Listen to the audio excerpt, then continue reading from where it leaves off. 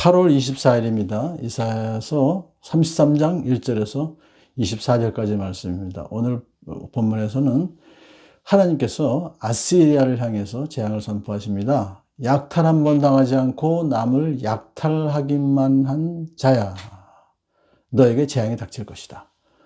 그러니까 아시리아는 이제 나라를 세운 후에 약탈을 한 번도 안 당했다.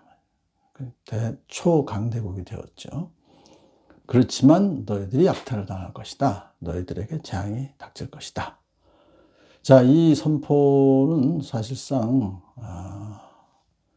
때로는 악한 세력이 영원히 이 땅을 통치할 것 같아 보이지만 악한 세력은 영원히 존재할 수 없다는 진리를 선포한 것이죠.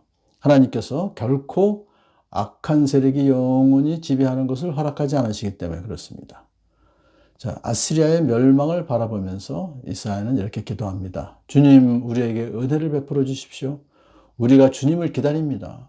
아침마다 우리의 능력이 되어 주시고 어려울 때 우리의 구원이 되어 주십시오. 라고 기도하죠. 이어서 찬양을 합니다. 주님은 참으로 위대하시다. 저 높은 곳에 계시면서도 시온을 공평과 의로 충만하게 하실 것이다. 주님께서 너로 안정된 시대를 누리게 하실 것이다. 주님께서 늘 백성을 구원하시고 지혜와 지식을 주신다. 여호와를 경외하는 것이 그들의 보배이다. 이렇게 이제 하나님을 찬양합니다. 공평과 의로 통치하시는 하나님의 도우심으로 하나님의 백성 가운데 하나님 백성을 괴롭히던 악한 세력은 쫓겨나고 억눌렸던 사람들은 안정을 누리게 되는 그날을 올 것이다. 그렇게 이제 선포한 것이죠. 이사야는 이어서 아시리아의 침략을 이제 당하게 될 이스라엘 백성들을 향해서 이렇게 이제 말해줍니다. 큰 길마다 위험하여 행인이 끊기며 아시리아가 평화조약을 파기하며 증인들이 경멸을 받으며 아무도 존경을 받지 못하게 될 것이다. 이스라엘은 아시리아 군인들에게 모든 도로와 땅이 넘어가기 때문에 황폐하게 될 것이다. 땅이 통곡하고 고달파하며 메마르며 나뭇잎이 모조리 떨어질 것이다.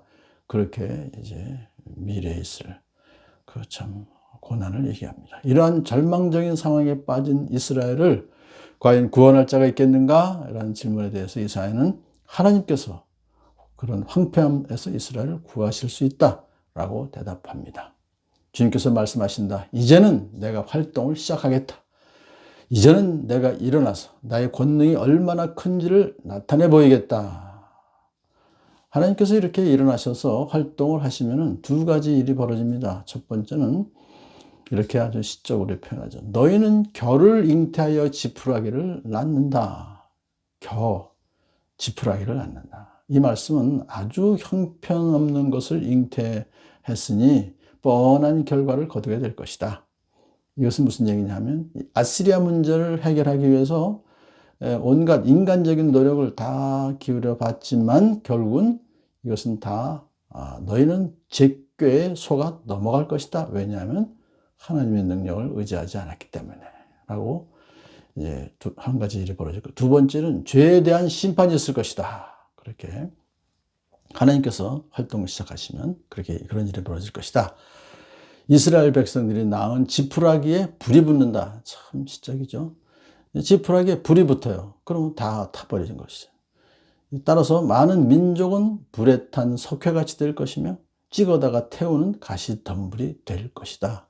그렇게 함으로써 이제 이스라엘뿐만 아니라 모든 민족들이 자기들의 죄에 대한 책임을 져야 되는, 하나님께서 활동하시면 이런 무서운 심판이 진행될 것이다. 이렇게 말합니다. 시온에서는 죄인들이 공포에 떨고 경건하지 않은 자들은 두려움에 사로잡힌다. 우리들 가운데 누가 심판의 불을 견뎌내겠는가? 공포에 떨고 두려움에 사로잡히죠. 그러나 이러한 하나님의 심판을 두려워하지 않는 사람들이 있습니다. 의롭게 사는 사람, 정직하게 말하는 사람, 토색한 재물을 가증히 여기는 사람, 뇌물을 거절하는 사람, 살인 모의에 가담하지 않는 사람, 눈을 감아 악을 보지 않는 사람들은 하나님의 심판을 두려워 떨지 않을 것이다. 이런 사람들은 하나님의 진노를 피하게 안전한 곳에서 살게 될 뿐만 아니라 돌로 쌓은 견고한 산성에서 어떠한 환란이 와도 결코 끄떡없이 살 수 있도록 하나님께서 보여줄 것이다. 뿐만 아니라 먹거리와 마실 물이 끊어지지 않게 공급해 주실 것이다. 이렇게 선포합니다.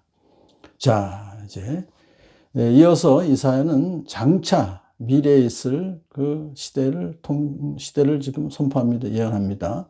내가 다시 한번 왕의 장엄한 모습을 볼 것이며 백성은 사방으로 확장된 영토를 볼 것이다. 이 말씀은 이제 앞으로 하나님께서 당신의 백성을 억압하고 괴롭히던 원수들을 다 제거하시고 하나님의 백성들이 그토록 염원하던 영원한 도성 시온 곧 새 예루살렘에서 살게 하실 것이다. 거기에서는 아무도 내가 병들었다 말하는 자가 없고 거기에 사는 백성들은 모든 죄를 다 용서받을 것이다 라고 예언함으로써 앞으로 우리가 가게 될 천국의 모습을 미리 이렇게 알려주고 있습니다.